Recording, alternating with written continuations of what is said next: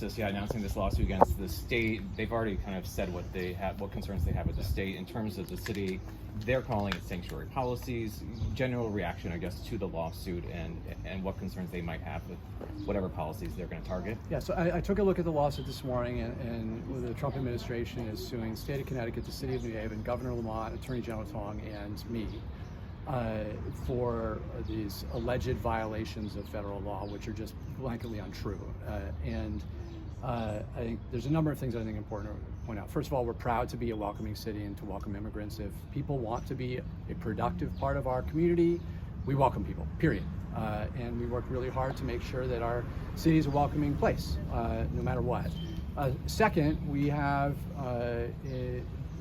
shortly after I became mayor in 2020, I signed an executive order that outlines our welcoming city policies that requires the police department and other employees to ensure that when we're working with anyone in the city, we don't ask their immigration status, because that is not our job. That is the federal government's job to enforce immigration law. It is not our job, and it's really important that people living in our community feel comfortable contacting the police, feel comfortable accessing city resources, for example, housing code violations, so that people are safe in our community.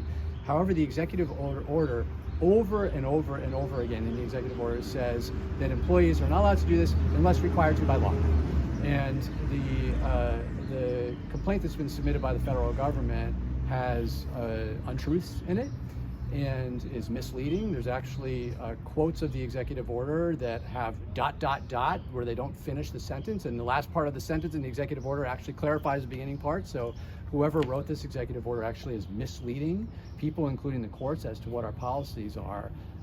The plain fact is our employees are abiding by both city, state, and federal law with the executive order that we have, and we'll continue to do that.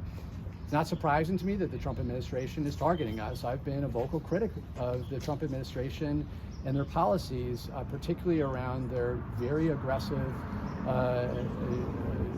attacks against immigrants that are just trying to make a living here.